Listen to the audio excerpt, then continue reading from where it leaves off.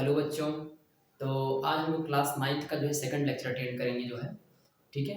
तो वहाँ पर हम लोग क्या पढ़ रहे थे कल जो है बेसिक बायोलॉजी पढ़ रहे थे। बेसिक बायोलॉजी में लेक्चर हमने कंप्लीट कर चुका था जो है। और उसके बाद हम पढ़ रहे हैं जो है हम लोग कि some other branches of biology. जो मेजर ब्रांचेज आप जानते थे जूलॉजी और बॉटनी, केमिस्ट्री, जूलॉजी और बॉटनी और माइक्रोबायोलॉजी थी बायो जो है। तो बायोलॉजी की तो सम माइनर ब्रांचेज पढ़ रहे हैं हम लोग जो है कि जो अदर ब्रांचेज हैं इसको पढ़ रहे हैं। कल एक छोटी सी मिस्टेक हो गई थी हमसे वीडियो के जो है लास्ट में जो है। तो आप जो थियोफ्रेस्टस हैं और अरस्तु हैं, ये दोनों लोग कोई साइंटिस्ट नहीं हैं। ये जो है फिलोसफर नेचुरलिस्ट हैं। मतलब ये दर्शन शास्त्र एक विषय होता है दर्शन शास्त्र, और उसके बाद जो है ये प्रकृतिवाद है। मतलब प्रकृति के बारे में जानकारी जो है इकट्ठा करते हैं और उनके बारे में जानने समझने की कोशिश करते हैं। इस बात को आप ध्यान रखेंगे, ठीक है ना। तो गलती से मैंने बोल दिया था, उसको आप जो है करेक्ट कर लेंगे। साइंटिफिक कोई साइंटिस्ट नहीं थे, ठीक है ना, इस बात को ध्यान रखेंगे। तो चलिए हम लोग जो है सम अदर ब्रांचेज को हम यहाँ नोट डाउन करते हैं और आप इसको नोट डाउन करेंगे तब आपको हम समझाएंगे, ठीक है ना। पहले आप नोट डाउन कीजिए उसके बाद, ठीक है ना। ओके, तो आप नोट डाउन कर लिए होंगे, ठीक है। आइए हम लोग समझते हैं चीज़ को जो मैंने लिखा हुआ है ब्रांचेज जो है, ठीक। तो यहाँ देखिए जो है लिखा है मायोलॉजी। अगर कहीं भी मायोलॉजी शब्द आता है तो वो समझिए जो है मसल से संबंधित है।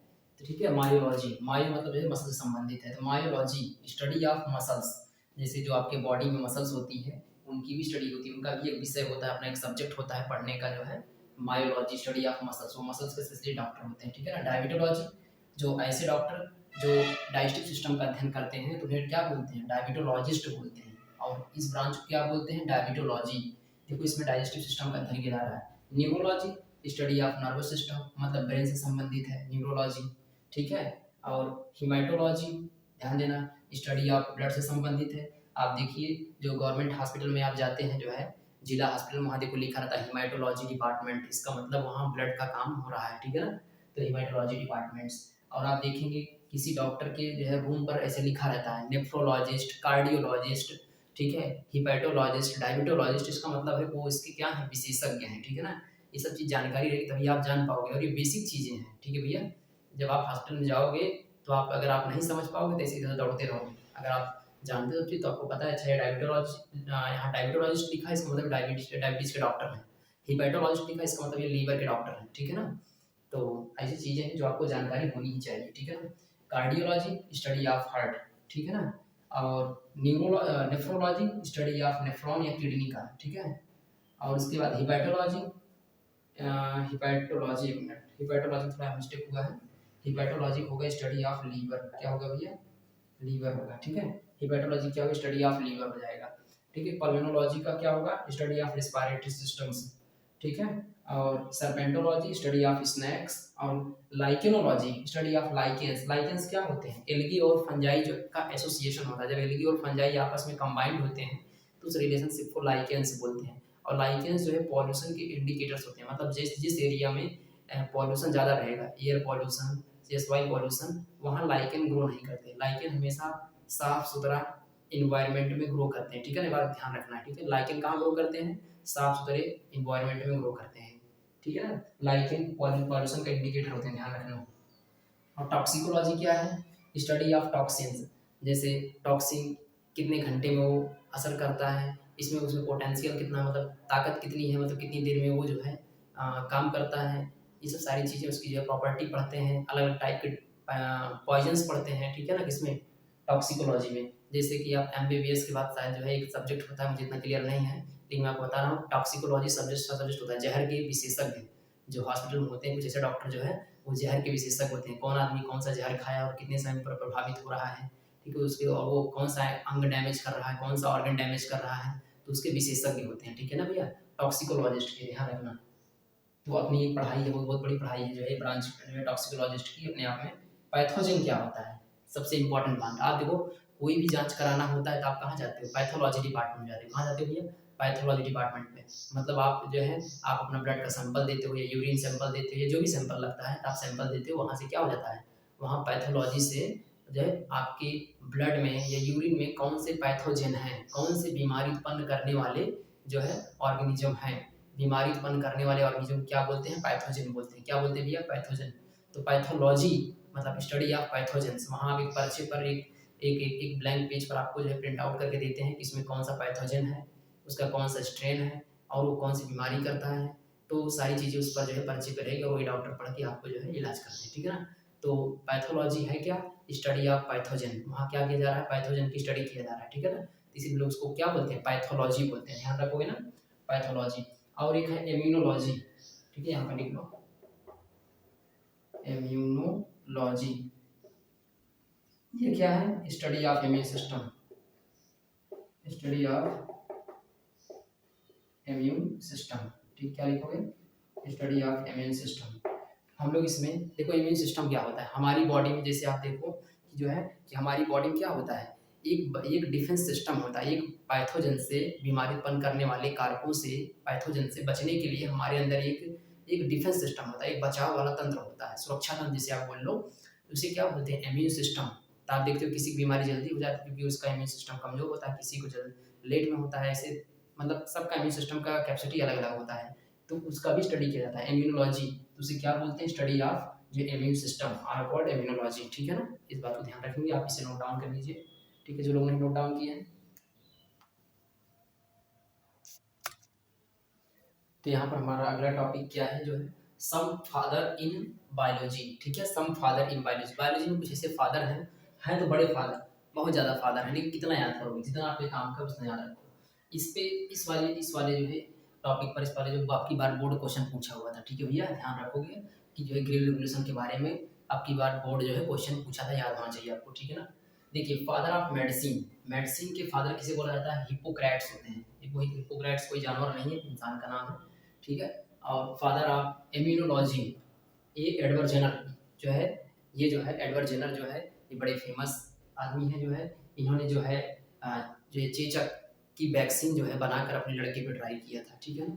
आज के युग में जो भाई बंदरों पर, कुत्तों पर, बिल्लियों पर, इन सब में पता नहीं जो है चिंपैंजी पर, इन सब पे जो है ट्राई होता है, इन्होंने वैक्सीन बनाकर अपने बच्चों पर, अपने बच्चे पर ट्राई किया था, इसलिए फादर ऑफ इम्यूनोलॉजी। भाई देखो फादर क्यों बोले जाते हैं, कुछ ना कुछ उनका बड़ा योगदान होता है, जब बड़ा योगदान तो उसे उन्हें मेन मान लिया जाता है, उन्हें जो है फाउंडर मान लिया जाता है। जैसे आप देखो दुकान खुलती है तो उसके ऊपर लिखा था फाउंडर, है ना, या प्रो जो है ना, तो इसका मतलब है कि वो मेन आदमी है, ठीक है ना, उस ब्रांच की। तो फादर जो है इम्यूनोलॉजी के फादर कौन है, एडवर्ड जेनर, याद रखो, इसके बारे में क्लास 12 में अच्छे से जिक्र किया गया है। फादर ऑफ एम्ब्रियोलॉजी, एम्ब्रियोलॉजी क्या होता है कि जब जो है मदर के यूटेरस में, सीधे अगर हिंदी में बात करें, जो माँ होती है, माँ के गर्भ में जो बच्चेदानी होता है, उसमें जब बच्चा पलता है, तो बच्चा बनने से पहले एम्ब्रियो होता है, ठीक है ना। तो एम्ब्रियो जो है ना, एम्ब्रियो का डेवलपमेंट के बारे में स्टडी करना, उन सब के बारे में, तो ये प्रोफेसर पंचानन माहेश्वरी इसके बारे में क्या है, जो है फादर ऑफ एम्ब्रियोलॉजिस्ट है, ठीक है भैया। और उसके बाद जो है फादर ऑफ ग्रीन रेवोल्यूशन कौन है, डॉक्टर एम एस स्वामीनाथन है, ठीक है, याद रखोगे डॉक्टर एम एस स्वामीनाथन है, ठीक। तो इतनी बातें आप नोट डाउन कर लो, उसके बाद हम अगला पॉइंट डिस्कस करते हैं। आपका अगला नेक्स्ट टॉपिक जो है सब इम्पॉर्टेंट पॉइंट्स है, ठीक है, इसको हम लोग कुछ पढ़ेंगे, जो है देखिए भाई सीधी सीधी बात है, मैं एक बार ये कहना चाहता हूँ, कुछ बच्चे कहते हैं सबसे फालतू चीज़ है, क्या पढ़ेंगे, ऐसा है भैया, अगर फालतू लग रही है तो मत पढ़ो, हम आपको कहने नहीं आ रहे भैया नहीं पढ़ो, ठीक है। जो पढ़ेगा वो एडवांस बनेगा और वो उसको आएगा और वही आगे निकलेगा। क्या हम थोड़ी ना आपका कान पकड़ के पढ़वा सकते भैया पढ़ो पढ़ो पढ़ो, मत पढ़ो यार, कोई दिक्कत नहीं है। आप मेरा व्यूज मत बढ़ाने आओ भाई, ऐसा दिक्कत नहीं कि आप जब मेरा वीडियो नहीं देखोगे तो कोई काम नहीं चलेगा, बहुत सारे वीडियो बहुत सारे देखो, हंसी मजाक शायरी सब देखो, कोई दिक्कत नहीं है, सब चलेगा, ठीक है। हमारा जो काम है हम अपना काम करें, आपका जो काम है अपना कीजिए, ठीक है। यदि अगर मैं आपको कंटेंट दे रहा हूँ तो कुछ सोच समझ के दे रहा हूँ, ठीक है ना भैया, उस पर कोई भी डाउट मत रखिए, ठीक है। जो पढ़ रहे हैं आप सही पढ़ रहे हैं, ठीक है। बेसिक चीज़ से आपको उठा रहा हूँ, बेसिक चीज़ पढ़ोगे टाइम लगेगा। कहते हैं ना भाई, वो वृक्ष बनने में, बरगद का पेड़ बनने में, आम का पेड़ बनने में, किसी फल का पेड़ या किसी ऐसे प्लांट का पेड़ ट्री बनने में कई साल लग जाते हैं, ठीक है, उसमें टाइम लगता है, उसमें समय लगता है। और घास फूस 6 महीने में उगती है और 1 महीने में ख़त्म, ठीक है ना। इसीलिए कहते हैं भाई अगर कुछ अच्छा करना है तो टाइम लगेगा, लेकिन अच्छा करो ना, ताकि आप सबसे बेटर रहो। और उनकी सर्वाइवलिटी बहुत ज़्यादा होती है, बस वही है कि 2 मिनट में 3 जन्म तक नहीं भूलोगे, वही वीडियो देखोगे फिर आधे घंटे में भूल जाओगे, फिर कहोगे कुछ समझ में नहीं आ रहा क्या करें। इससे अच्छा है कि बेसिक सही से पढ़ो, जब से बेसिक पढ़ लोगे तो आपका कोई दिक्कत नहीं आएगी, कहीं पर नहीं आएगा, ठीक है, चाहे जो सब्जेक्ट हो, पहले बेसिक चीज़ पकड़ो।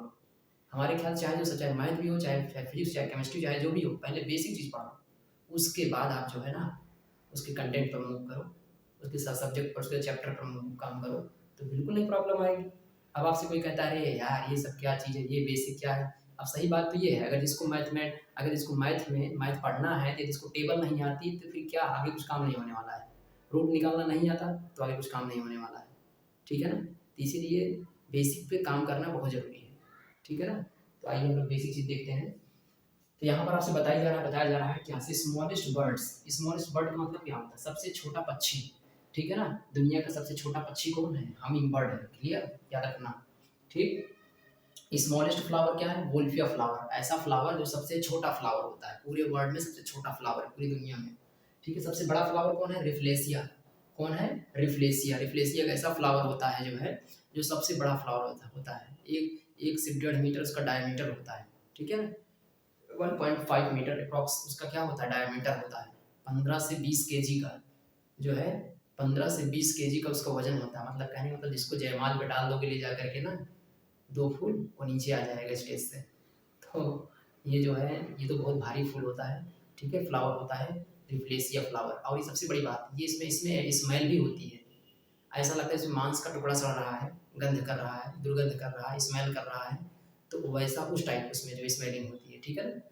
तो याद रखेंगे आप जो है सबसे बड़ा फ्लावर कौन सा है, रिफ्लेसिया। सबसे छोटा फ्लावर कौन सा है, जो है वोल्फिया। स्मॉलेस्ट बोन, सबसे छोटी बोन, ह्यूमन की बॉडी में सबसे छोटी बोन कौन सी होती है, स्टेपीज। स्टेपीज क्या है, जो आपका ईयर है, कान है, उसमें 3 बोन होती हैं, malleus, incus, stapes, malleus, incus, stapes, miss, ठीक है। आपके कान में छोटी सी बोन होती है जो 3, तो उन्हें क्या बोलते हैं, मैलियस, इनकस, स्टेपीज। जो स्टेपीज होती है सबसे छोटी बोन होती है, ठीक है ना, ह्यूमन की बॉडी में, याद रखना। Total number of bones in human body, आपके शरीर में कितनी हड्डियां हैं, टोटल कितनी हड्डियां हैं, 206 हड्डियां हैं, कितनी, 206 हड्डियां, याद रखो, ठीक है ना। कितनी हड्डियां हैं, 206। लेकिन वही अगर छोटा बच्चा होगा उसमें लगभग 300 के आसपास, लगभग बोल रहा हूँ, लगभग 300 के आसपास में बोन्स पाई जाती हैं। अच्छा, 100 बोन कहाँ चली जाती हैं, या जो भी है 94 बोन कहाँ चली जाती हैं, तो वो क्या करती हैं, वो ये जो है वो जो सारी बोन्स होती हैं क्या करती हैं, आपस में फिर जुड़ जाती हैं, और जब जुड़ जाती हैं तो 2 बोन जुड़ करके एक बोन बना ली। इस तरह से वो फ्यूजन करके जो है बहुत सारी बोन जो है नंबर कम हो जाता है, ठीक है ना। ध्यान रखेंगे टोटल नंबर ऑफ जॉइंट, जैसे आपके शरीर में देखो कुछ ऐसे 1 जॉइंट, 2 जॉइंट, 3 जॉइंट्स, ऐसे जॉइंट है ना आपकी बॉडी में, तो वो 360 जॉइंट्स हैं। कुछ ऐसे, कुछ फोल्डेबल हैं, कुछ मूवेबल हैं, कुछ मूवेबल नहीं है, ठीक है ना। कुछ को मूव करा सकते हो आप, कुछ को मूव नहीं करा सकते, ठीक है ना। तो कहने का मतलब आपकी बॉडी में 360 कितने हैं, जॉइंट हैं, याद रखना। आपकी बॉडी में जो है 360 कितने हैं, जॉइंट हैं। ह्यूमन की बॉडी बता रहा हूँ, बोलो डॉग के जो है बॉडी में 360 है, ठीक भाई। मसल्स, मसल्स जो है आपकी बॉडी में कितनी मसल्स हैं, ह्यूमंस की बॉडी में 639 मसल्स हैं, ठीक है, याद रखोगे 639 मसल्स हैं। अच्छा ये बात हो, आपके अगर स्कूल में जो प्रेयर होता है मॉर्निंग में, उसमें आप देखिए जो है थॉट्स बोलते हैं बच्चे, थॉट्स बोलते हैं, न्यूज हेडलाइंस बोलते हैं, तो आप थॉट्स में जो है ना इन सब चीज़ों को बोल सकते हो। जो बेसिक वाले जो आप पढ़ रहे हो ना, आपको कोई अलग से थॉट सोचने की जरूरत नहीं है, वही से उठा करके बोल दो एक ठो, ठीक है, बात समझ आ रही ना। ऐसा भी कर सकते हो आप, ठीक है, मेरे स्कूल में ऐसा ही होता है इसलिए बता रहा हूँ, ठीक। चलो तो अगला टॉपिक हम लोग बात करते हैं, पहले इतना आप नोट डाउन कर लीजिए, ओके। अगला हम लोगों का टॉपिक है जो है all system in human body.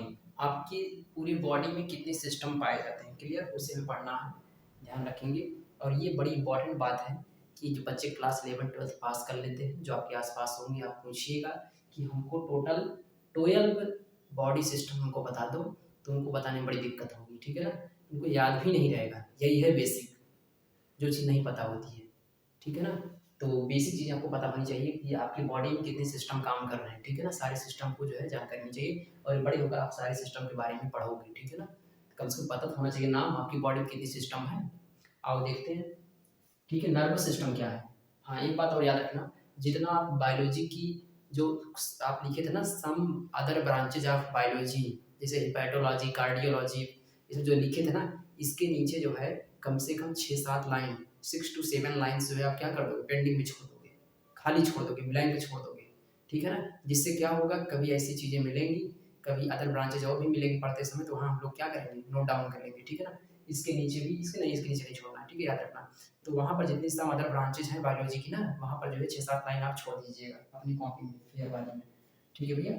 चलो आगे पढ़ते हैं। नर्वस सिस्टम आपकी पूरी पूरी बॉडी में फैला होता है। ये स्टिमुलेशन, कोई भी बाहर कोई भी जो है आपको स्टिमुलेशन हो रहा है तो वहाँ पर ये मैसेज को ट्रांसपोर्ट करता है, ले जाता है, ले आता है। एंडोक्राइन सिस्टम, जो आप हंस रहे हो, बोल रहे हो, रो रहे हो, जो आप सारी एक्टिविटी हो रही है, मतलब एंडोक्राइन सिस्टम, हार्मोन्स शामिल है इसमें। रिप्रोडक्टिव सिस्टम, ऐसे सॉरी रिस्पायरेटरी सिस्टम, जिससे आप जो है आप रिस्पायरेशन कर रहे हो, रिस्पायरेटरी सिस्टम से बहुत सारे ऑर्गन शामिल हैं, इसमें बहुत सारे अंग आते हैं, ऑर्गन भी आते हैं, ठीक है ना। अब नर्वस सिस्टम में कौन कौन से ऑर्गन आएंगे, एंडोक्राइन में कौन कौन से ऑर्गन आएंगे, ये आप हायर क्लास में पढ़ोगे। अभी इतना पता होना चाहिए बस आपको, ठीक भैया। डाइजेस्टिव सिस्टम में आपका जो है पूरा पूरा डाइजेशन से संबंधित पूरा पूरा सारी चीज़ पढ़ाई जाती है। और उसके बाद जो है रिप्रोडक्टिव सिस्टम, इसमें जो है न्यू यंग वंस का बर्थ कैसे होता है, पूरा कौन कौन से ऑर्गन काम करते हैं, सारी चीज़ें आपको यहाँ पढ़ाई जाएगी। सर्कुलेटरी सिस्टम, इसमें आपका ब्लड कैसे आपकी बॉडी में सर्कुलेट करता है, ठीक है, वीन्स, आर्टरी, हार्ट, ये सब सारी चीज़ें आप पढ़ोगे। मस्कुलर सिस्टम, आपकी बॉडी मसल्स कैसे काम करता है, ठीक है ना, इन सब के बारे में पढ़ोगे, ठीक है। स्केलेटल सिस्टम्स, स्केलेटल सिस्टम मतलब आपके जो है जो बॉडी है, बॉडी में कितनी बोन्स, जो बोन्स होती हैं, उनको पूरे बोन्स को क्या बोलते हैं, जैसे आपकी बॉडी पूरा ये स्किन है, मसल्स है, फैट है, इन सबको हटा दोगे तो पूरा पूरा क्या दिखाई पड़ेगा, हिंदी में बोलते हैं कंकाल तंत्र, क्या बोलते हैं, कंकाल तंत्र। इंग्लिश में क्या बोलते हैं, स्केलेटल सिस्टम्स, क्या बोलते हैं, स्केलेटल सिस्टम बोलते हैं, ठीक है ना। जो एमबीबीएस वाले बच्चे जो पढ़ते हैं, देखो भूत टाइप का जो है पूरा पूरा हड्डी लिए रहते हैं, पूरे शरीर का हड्डी रहता नहीं बॉडी का, तो बोन्स पूरी बॉडी का रहता है, तो उसे स्केलेटल सिस्टम बोलते हैं, ठीक है, याद रखोगे आप। लिम्फेटिक सिस्टम क्या होता है, ये ब्लड से ही ड्राइव होता है, ठीक है, वहाँ पर इसको लिम्फेटिक सिस्टम बोलते हैं। एक्सक्रीटरी सिस्टम, इसमें जो एक्सक्रीटरी प्रोडक्ट हैं, गंदे पदार्थ हैं, जैसे पेशाब हुआ, ठीक है, अमोनिया हुआ, ये सब, यूरिया, कैसे सब कैसे फॉर्म होता है आपकी बॉडी में, इसमें हम लोग पढ़ते हैं एक्सक्रीटरी सिस्टम में। और एक्सक्रीटरी ऑर्गन भी होते हैं जैसे किडनी वगैरह, ठीक है। इम्यून सिस्टम, आपका इम्यून सिस्टम में क्या कैसे क्या चीज़ होता है, क्या काम करता है, इन सब के बारे में पढ़ा जाता है। रीनल सिस्टम, किडनी के बारे में जो है जानकारी लेते हैं, ठीक है ना, रीनल सिस्टम से। ये जो सारे सिस्टम हैं, आप इसे क्या करोगे, अच्छे से नोट डाउन करके इसे अच्छे से याद भी कर लोगे, ठीक है भैया, ये छोड़ना नहीं है पेंडिंग, याद रखना, ठीक है। यही सब चीज़ें हैं जो आपको एडवांस बनाती हैं। यदि अगर आप ये सब पढ़ लिए, आप अपने क्लास में अदर बच्चों से पूछिएगा तो वो जवाब नहीं दे पाएंगे, ठीक है ना। आप बस मेहनत करते हुए साथ चलिए, बस जैसे मैं कर रहा हूँ, ठीक है ना। देखिए, मैंने कभी ये नहीं कहा कि जो है कि नहीं भाई वीडियो हमारा इसको शेयर कीजिए, सब्सक्राइब कीजिए, बस यही है कि हाँ मैंने एक बार बोला था कल, और बाकी मेरा क्लास 8 का पूरा पूरा लेक्चर अटेंड हुआ, उसमें बोला नहीं मैंने, ठीक है। मुझे व्यूज और सब्सक्राइबर से बहुत ज़्यादा मतलब नहीं, मतलब तो है, लेकिन बहुत ज़्यादा मतलब नहीं है कि क्या बताएं, हम उसी के लिए काम कर रहे हैं, स्पेशली हम आपके लिए काम कर रहे हैं। जो बच्चे रिकमेंड किए थे वो जान रहे हैं, ठीक है ना, जो बच्चे रिकमेंड किए हमको सर 9th पढ़ाइए, तो मैं उन्हीं के लिए ही पढ़ा रहा हूँ, और आपके लिए भी पढ़ा रहा हूँ, जो अन्य बच्चे नए बच्चे आराम से पढ़ रहे हैं, ठीक है। और जो ज्ञान दे रहे हैं, ज्ञान देने दीजिए उनको, उनका ज्ञान हम क्या करेंगे, जो है हमारे काम का नहीं है, ठीक है ना। तो आप बेहतर है कि आप अच्छे से पढ़िए, ठीक है ना, इसका टेंशन मत लीजिए जो है कि ये सब बेसिक चीज़ें हैं, ये सब कोई काम की नहीं है। जब आप ऐसे समझोगे तो बढ़िया है, कोई बात नहीं, आप छोड़ के जा सकते हो, कोई दिक्कत नहीं है, ठीक है ना। उसमें कौन सा जो है बहुत बड़ी बात है आपके लिए, लेकिन मेरे लिए बड़ी बात है जो बच्चे पढ़ रहे हैं, ठीक है, उनको पढ़ाना पड़ेगा। तो आप इतना नोट डाउन कर लीजिए, मैं अगला टॉपिक डिस्कस करता हूँ। तो यहीं पर हम लोग ये लेक्चर को एंड करते हैं, क्योंकि लेक्चर का जो है भैया लेंथ जो है ना ज़्यादा हो जा रहा है, ठीक है, आपको देखने में प्रॉब्लम होगी, इसीलिए जो है हम इसे जो है लेक्चर को यहीं पर एंड कर रहे हैं। ये लेक्चर नंबर 2 है, इसे अच्छे से देखिएगा, उसके बाद कल आपको लेक्चर नंबर 3 मिलेगा, ठीक है ना। ऐसे लेक्चर मिलते रहेंगे, आप पढ़ते रहिए, ठीक है, ओके। तो यहाँ वीडियो एंड कर रहे हैं।